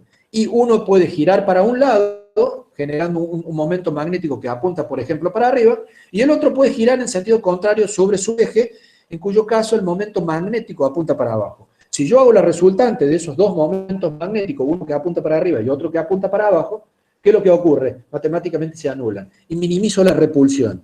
Por eso es el principio de exclusión de Pauli. 2 números no pueden tener los mismos números cuánticos, porque si no se maximiza la repulsión de la partícula en un determinado orbital. 2 partículas no pueden tener el mismo número cuántico. Entonces, para minimizar esa repulsión, lo que hacen es estar con espines apareados. Uno genera un momento magnético que apunta en una dirección y otro en la dirección contraria. ¿Sí? Y esa es la razón del principio de exclusión de Pauli. Fíjense, en este caso, el helio tiene 2 electrones, uno apunta en una dirección y otro apunta en otra dirección. No puedo escribir esto, y no puedo escribir esto, porque estos 2 son energéticamente desfavorables y están violando el principio de exclusión de Pauli. Entonces, eso no puede ser cierto, y esto no puede ser cierto, y la única forma de acomodarlos adentro de un orbital es cuando los electrones tienen espines apareados. ¿Qué significa eso? Que el número cuántico de spin, en un caso va a ser más 1/2, y en el otro caso va a ser menos 1/2. Y todas las partículas que tiene ese átomo tienen todas números cuánticos diferentes. Esto es importante porque, ¿por qué? Porque de esa forma logran cierta estabilidad al tener las nubes de electrónicas acomodadas de una determinada manera. La regla de Hunt, que yo la llamo la regla del colectivo, me imagino que alguna vez habrán viajado en colectivo ahí en la ciudad universitaria o en algún lado de la ciudad de Córdoba. Cuando uno tiene la suerte de tomarlo cerca del inicio del recorrido del ómnibus, cuando se sube al ómnibus generalmente está vacío. O digamos, está muy poco lleno. Hay asientos que no están ocupados. ¿Estamos? ¿Qué es lo que uno naturalmente tiende a hacer cuando se sube a un colectivo que no está lleno? Y bueno, trata de buscar el lugar más cómodo y se va a sentar si es posible solo. ¿Sí? Se trata de sentar en un asiento donde no tenga nadie al lado. Y se va llenando de esa forma. Bueno, la regla de Hunt, que yo llamo la regla del colectivo, hace exactamente lo mismo. La distribución que adquieren los electrones es tratando de minimizar la repulsión. Fíjense en el caso del nitrógeno. El nitrógeno es 1s2, 2s2, 2p3. Tiene 2, 4, 7 electrones. El nitrógeno tiene 7 electrones. Entonces yo lo voy a distribuir entre los orbitales atómicos de la siguiente manera. En el nivel 1 voy a poner 2, pero con espines apareados. En el nivel 2 voy a poner 2 electrones con espines apareados. Pero en el nivel 2p, en el orbital 2p, voy a tener un px, un pi y un pz. Y voy a poner un electrón en cada uno de ellos porque van a estar lo más alejados posible. Y voy a minimizar la reacción. Ahora bien, fíjense, por ejemplo, en el oxígeno, que es el elemento que está a continuación en la tabla periódica del nitrógeno. El oxígeno tiene un electrón más. Y no le queda más que ponerlo en alguno de esos orbitales, pero con espín apareado. En el caso del flúor, que tiene un electrón más que el oxígeno, porque está al lado del oxígeno en la tabla periódica, fíjense que lo voy a poner en este que está acá. Y fíjense que ahora, cuando yo llego al neón, que está al lado del flúor, lo que he hecho es llenar todos los orbitales. Y fíjense en un detalle. Me imagino que ustedes en la secundaria le habrán hablado de la regla del octeto. Me imagino que les habrán hablado de la regla del octeto. Y le habrán dicho que los gases nobles no reaccionan con nadie porque cumplen con la regla del octeto. Fíjense en el neón. ¿Cuántos electrones hay en este nivel? Que se ve acá. ¿Cuántos electrones hay acá? 8. ¿Y cómo están todos ese nivel energético? Lleno. Ha cumplido con la regla del octeto. Y todos los electrones están apareados. Y ha llegado a una situación de estabilidad porque ha llenado sus orbitales y los ha acomodado de forma tal de que ha ganado estabilidad energética. Por eso los gases nobles, como tienen esta configuración de nivel de capa completa, no reaccionan con nadie. Sin embargo, el flúor está desesperado por transformarse en neón, entonces si encuentra un electrón por ahí, lo pone acá adentro, se estabiliza energéticamente y se transforma en isoelectrónico con el neón. Al oxígeno, ¿qué le falta para transformarse en isoelectrónico con el neón? Ganar 2 electrones. Por eso siempre el estado de oxidación más común del oxígeno es -2 porque gana 2 electrones y al acomodarlo en estos orbitales se transforma en isoelectrónico con el neón. Y el estado de oxidación más común que tiene el flúor siempre es -1. El único estado de oxidación posible que tiene el flúor es -1. Para ustedes, en la universidad es estado de oxidación. En la secundaria era valencia. Esos numeritos mágicos que en química se tenían que aprender de memoria, la valencia del flúor es -1, porque gana un electrón. Bueno, de acá sale la explicación. Sale de que necesita un electrón para llenar este orbital P que tiene semilleno y transformarse en isoelectrónico con con la regla del octeto. ¿Se entiende de dónde viene esto? Es decir, las reglas generales para la asignación de los electrones en los orbitales. Cada capa o nivel de número cuántico principal n contiene 2 subniveles. ¿Vamos? Cada subnivel de momento angular contiene 2L más 1 orbitales. Si L igual a 1 hay 3 orbitales P. Cada orbital admite un máximo de 2 electrones. Fíjense que cada orbital admite un máximo de 2 electrones. ¿Sí? Y el número máximo de electrones que puede tener un átomo en un nivel es 2 a la n. ¿Estamos? Bueno, este modelo atómico es tan bueno que también explica algunas propiedades físicas macroscópicas, como el paramagnetismo y el diamagnetismo. Sustancias paramagnéticas son aquellas que tienen electrones desapareados. Por ejemplo, el carbono es una sustancia paramagnética. Y las sustancias diamagnéticas son aquellas que tienen todos sus electrones apareados, por ejemplo, el nitrógeno. Y el paramagnetismo y el diamagnetismo son propiedades físicas de nuestro mundo macroscópico que tienen relación a la distribución electrónica que tiene el átomo en sus niveles energéticos. Y este modelo atómico que tenemos ahora es tan bueno que logra explicar el comportamiento de estas sustancias. Veamos un ejemplo, dice.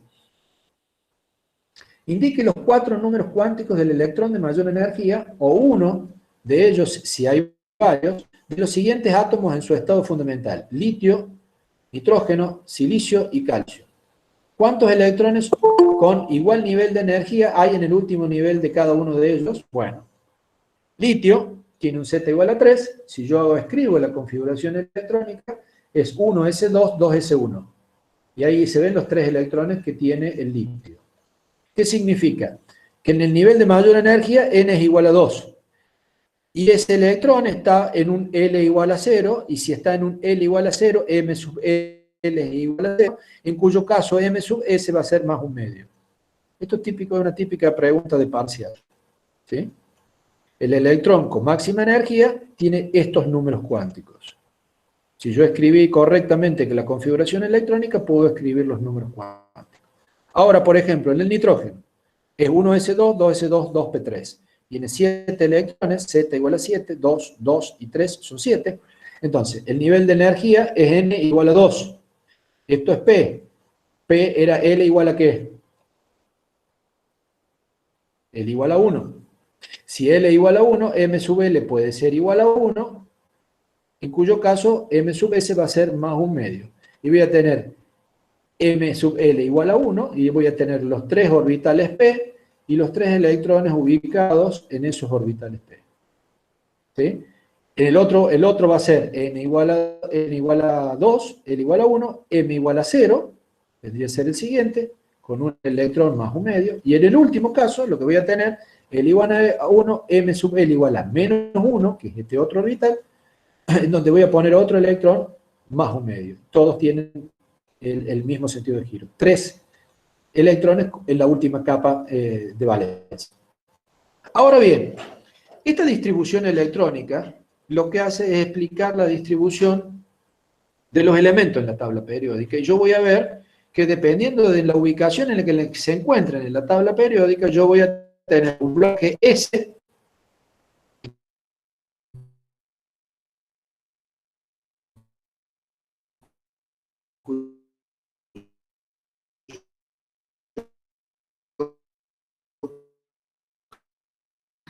Profe, se te cortó.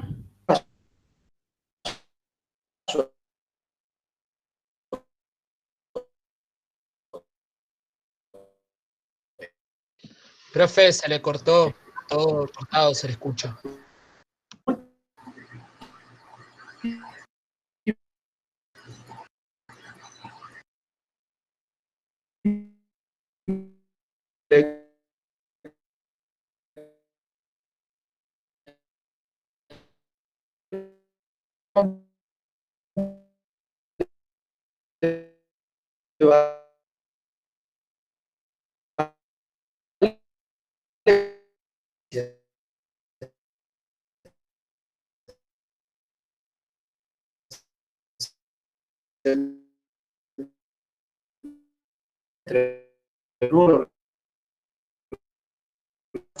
Profe, no se le escucha absolutamente nada.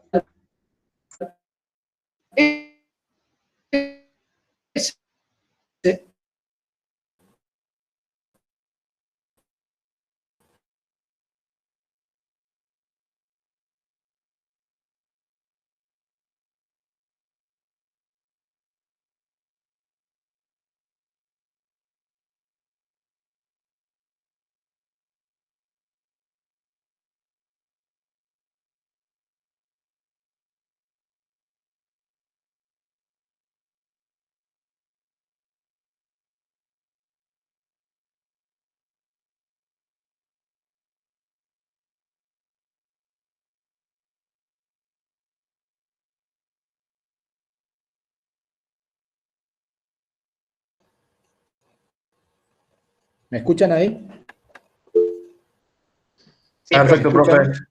Sí, perdón, se me cayó internet. Disculpen la interrupción, vamos a continuar. Espérenme un segundito que vuelvo a grabar para... No, se sigue grabando. Vamos a ver dónde estábamos. Acá. Como les decía, ¿me escuchan bien ahí? Sí, sí, profe. ¿Hay alguien que tiene que lo cierre, por favor? Bien, como les decía, la tabla periódica está dividida en bloques. Bloque S, bloque P, bloque D y bloque F. Y de acuerdo a cómo es la distribución electrónica de los elementos de la tabla periódica, donde están ubicados me está indicando a mí en dónde tiene el último electrón del último nivel de energía. Perdón, profe, ejemplo. no sé si soy solo yo, pero me parece que no está presentando nada. ¿No estoy presentando nada? No, A profe, ver. no está presentando nada. No. Ahora que se me desenganchó también la presentación. Tenemos mal, ¿eh? A ver. ¿Qué pasa acá que no lo puedo ver? No me deja compartir la pantalla ahora. A ver, espérenme un segundo. Tengan paciencia. No hay No problema, es fácil la profe. vida. No es fácil la vida del docente por internet. A ver, vamos a cargar de nuevo el PowerPoint porque se clavó todo. Les pido disculpas, pero esto lamentablemente es así. Las clases presenciales son mucho más fáciles y es todo más sencillo. Tengan en cuenta de que los que estamos dando clases, más allá de nuestro conocimiento técnico digamos, referido a la materia que nosotros damos, venimos de una época en donde no existían ni las calculadoras. Entonces no es tan sencillo para nosotros ayornarnos a esta tecnología. Ha habido cambios muy grandes que hemos tenido que ponernos en onda rápidamente para no pasar vergüenza. Así que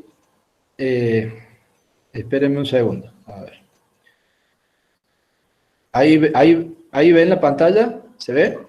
Sí, ahora sí. Sí, profe. Espérenme un segundo. Bien, ahí se ve bien. Sí. Profe, Sí, sí. bien. Bueno, parece ser que está emperrado internet con la tabla esta, debe ser que no le gusta. Como les decía, los elementos en la tabla periódica, me imagino que todos ustedes habrán visto alguna vez una tabla periódica, está dividida, están ubicados de una manera racional los elementos de la tabla periódica, y en realidad no es que estén ubicados de manera racional, están ubicados de acuerdo a sus propiedades periódicas. ¿Cómo los puedo agrupar de acuerdo a sus propiedades y sus semejanzas en comportamiento? Y eso está relacionado, obviamente, a la distribución de su nube electrónica. Su comportamiento químico está determinado de cómo se distribuyen los electrones alrededor del núcleo. Y eso es fundamental para poder entender las propiedades químicas de cada uno de los elementos. Fíjense, acá yo en la izquierda tengo el bloque S, en donde cada uno de los elementos que están ubicados en este bloque, acá voy a poner el hidrógeno, el litio,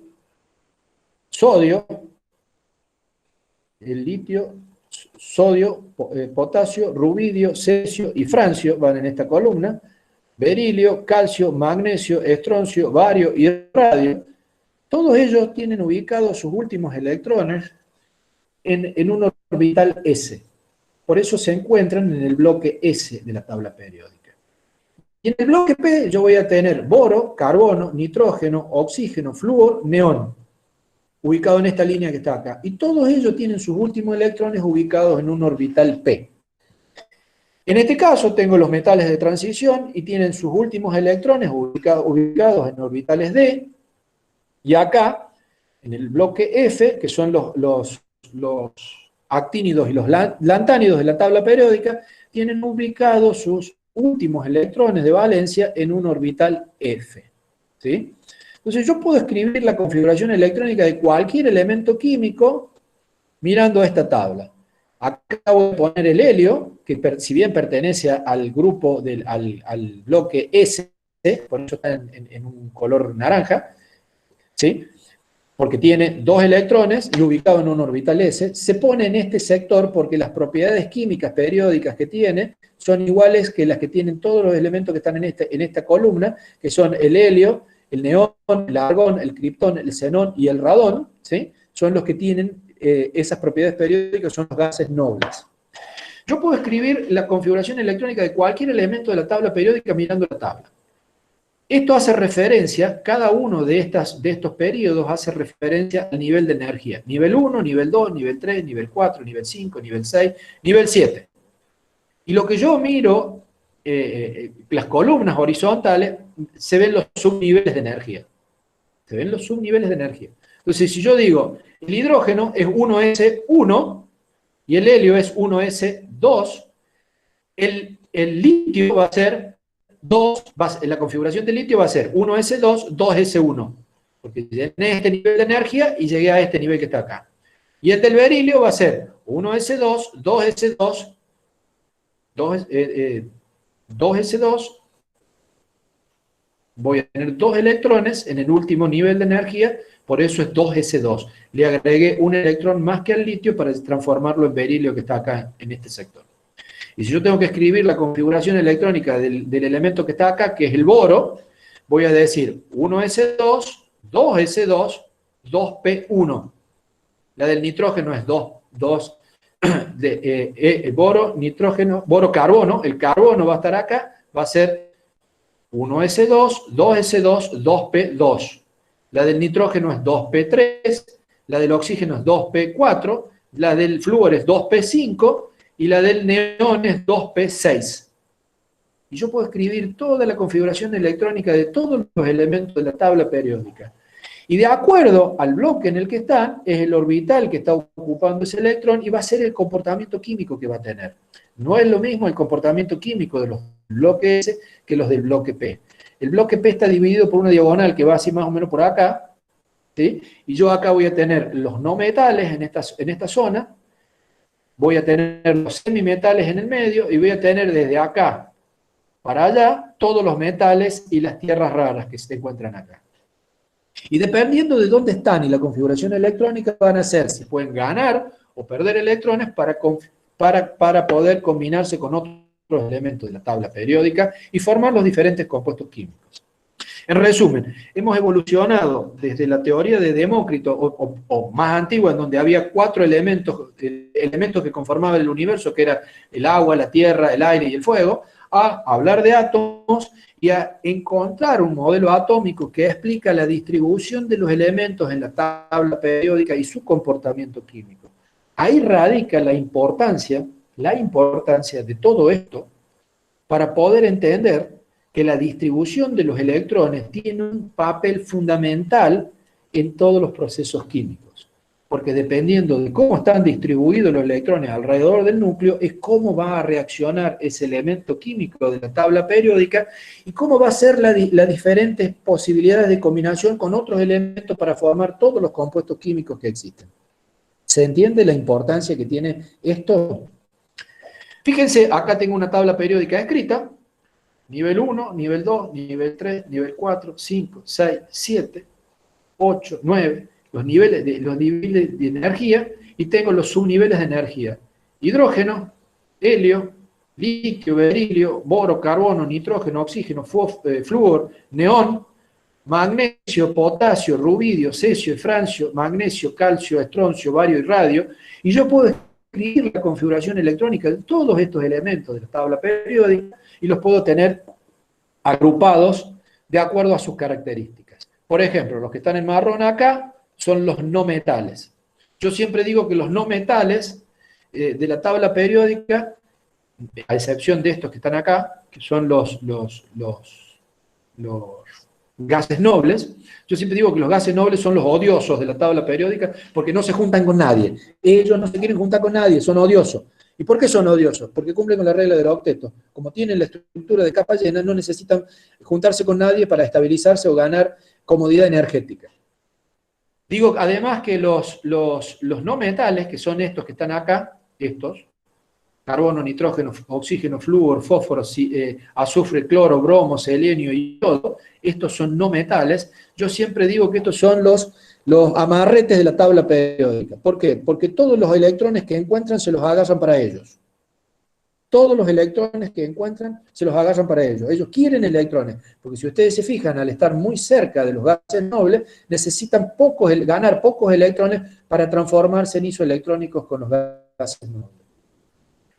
Los elementos que están sobre esta línea, que está acá, yo siempre digo que tienen un comportamiento ambiguo.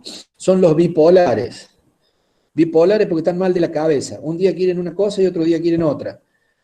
Ellos se comportan a veces como metales y a veces como no metales. Por eso se los conoce como semimetales. Y las características esas de dualidad en su comportamiento que tienen los semimetales son importantísimas en electrónica, porque a veces conducen la corriente eléctrica y otras veces no conducen la corriente eléctrica, que no es el caso de los metales que siempre conducen la corriente eléctrica y de los no metales que nunca conducen la corriente eléctrica. Entonces, el hecho de que a veces conduzcan y a veces no, los hace importantes para todos los componentes electrónicos. ¿Por qué? Porque el lenguaje de la computadora es un 1 y un 0, es pasa corriente o no pasa corriente. Por eso los chips de las computadoras están hechos de silicio, que es un semimetal que tiene características muy importantes como ser muy abundante en la naturaleza, se saca de la arena, de la piedra, ¿sí? El silicio para hacer los chips de las computadoras. Y dependiendo del voltaje que yo aplique, a veces va a conducir la corriente eléctrica y otras veces no. Por eso se usan los chips de silicio para hacer, se usa el silicio para fabricar los chips de las computadoras. Y también tenemos los metales en la tabla periódica, que los metales de la tabla periódica son los distraídos para mí, porque ellos siempre pierden sus electrones. Pierden los electrones. Les conviene perder los electrones para tratar de ver si se transforman en gases nobles o en isoelectrónicos con los gases nobles. Acá se ve muy bien en el bloque S, porque si el litio pierde un electrón, se transforma en isoelectrónico con el helio. Pero para poder transformarse en isoelectrónico con el neón, tiene que ganar 1, 2, 3, 4, 5, 6 electrones. ¿Qué le conviene hacer? Perderlo y no ganar 6 electrones para transformarse en isoelectrónico con el gas noble. Además de que estos son los odiosos de la tabla periódica, los gases nobles son los odiosos de la tabla periódica que no se juntan con nadie, son los envidiados de la tabla periódica. Todos estos que están acá, los envidian a esto. ¿Por qué? Porque ellos están en una situación energética cómoda. Digamos, vendrían a ser algo así como los millonarios de la tabla periódica, porque tienen todos los electrones que necesitan. Y estos son unos cagados de hambre que no tienen todos los electrones que necesitan. Entonces, esto está tratando de afanar electrones a alguien, y estos que son distraídos están tratando de perder sus electrones. ¿Se entiende? Así de fácil es esto. Los elementos están ordenados de acuerdo a su número atómico. Número atómico del hidrógeno 1, número atómico del carbono es 6, significa que tiene 6 protones, 6 electrones. Número atómico del uranio, 82. Perdón, 92. 92. ¿Qué significa eso? Que tiene 92 electrones, 92 protones, y lo que se pone acá en la tabla periódica es el isótopo más estable. El isótopo más estable. ¿Estamos? La tabla periódica tiene líneas horizontales, que son los períodos, y líneas verticales, que son columnas o grupos. Y las líneas de período, que son las líneas horizontales, tienen los 7 niveles de energía. Y los grupos o familias son columnas verticales en donde los elementos tienen propiedades químicas y físicas semejantes. Por eso se las ha ordenado así. Y el que hizo el primer ordenamiento de una tabla periódica se llamaba Dmitri Mendeleev. Por eso se llama la tabla periódica o tabla de Mendeleev, que fue el que las organizó. Y fue tan fantástico lo que hizo Mendeleev que pudo organizar todos los elementos que se conocían hasta ese momento y encontró que cuando organizó su tabla había huecos en la tabla, había huecos que no podía llenar. Y ahí se dio cuenta de que debían existir elementos químicos que iba a tener que poner en ese cuadradito de la tabla periódica que no tenía lleno con ningún elemento conocido. Y fue más allá todavía. Se animó a predecir qué propiedades podían tener esos elementos químicos que él estaba prediciendo su existencia. El caso más típico fue el galio y el germanio, que él predijo la existencia de esos dos elementos químicos y gracias a eso gana el premio Nobel. ¿Qué es lo que es el radio iónico? Supongamos que yo tengo un átomo neutro que tiene todos los electrones. Un átomo neutro que tiene todos los electrones. Y pierde un electrón. Cuando pierde un electrón, la atracción del núcleo hacia el resto de la nube electrónica hace que se contraiga en volumen y se achica en tamaño. Cuando pierde un electrón, ese ion que se carga, ese átomo se carga positivamente, se transforma en un ion y achica su tamaño porque la fuerza de atracción que ejerce el núcleo hace que los electrones se acerquen más a él. Por el contrario, si yo tengo un átomo neutro y le pongo un electrón, ¿qué va a hacer? Va a expandir su nube electrónica, el volumen del átomo va a aumentar para poder tener más lejos los electrones, estabilizándolos y para minimizar su repulsión entre ellos. Entonces, el radio atómico es la distancia que hay desde el centro hacia la última capa de electrones llenas. O con electrones, hacia la última capa con electrones. Y fíjense que el radio atómico de un átomo neutro en un catión es más pequeño, pero en un anión es más grande. Entonces, un catión es cuando pierde un electrón y un anión es cuando gana un electrón. Y existe una energía necesaria para arrancarle a un electrón a un átomo, y esa se llama energía de ionización. La energía de ionización, por ejemplo, es muy baja en los metales y es muy alta en los gases nobles. Justamente por eso de ser, es muy alta en los no metales o gases nobles. Y tiene una razón de ser. Es muy fácil que un metal pierda un electrón para transformarse en isoelectrónico con un gas noble, y es muy difícil que un no metal pierda electrones, porque lo que le conviene al no metal es ganar electrones. Entonces, la energía de ionización de los metales debe ser muy pequeña, con muy poca energía yo puedo sacarle electrones a un metal, pero en los no metales tiene que ser muy grande. Y entonces, la energía de ionización aumenta hacia la derecha y aumenta hacia arriba. En una columna aumenta hacia arriba y en un periodo aumenta hacia la derecha. Es decir, la energía de ionización varía así y hacia la derecha. De abajo hacia arriba y de izquierda a derecha. Así es el aumento de la energía de ionización. Carga nuclear efectiva. ¿Qué es la carga nuclear efectiva? Es la fuerza de atracción que sienten los electrones que están alrededor del núcleo. Mientras más alejados están del núcleo los electrones, con menos fuerza los atrae el núcleo hacia él. ¿Se entiende? Entonces, La carga nuclear efectiva que experimenta un electrón depende de cuántos electrones haya antes que él o más cerca que él hacia el núcleo. Es la carga que experimenta el electrón de la capa más externa.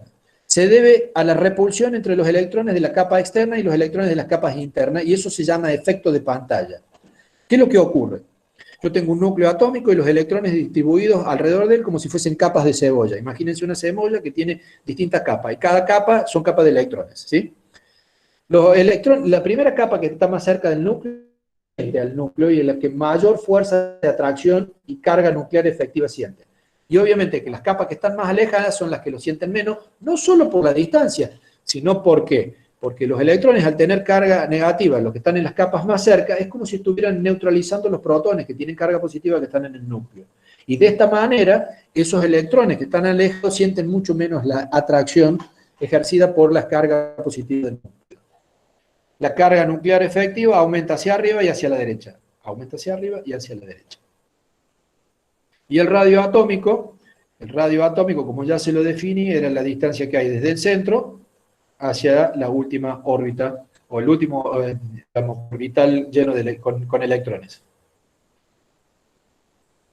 Y el radio atómico disminuye, como se ve, hacia la derecha, digamos, tiene un radio atómico más grande el hidrógeno que el helio, a pesar de que es más pesado el helio que el hidrógeno.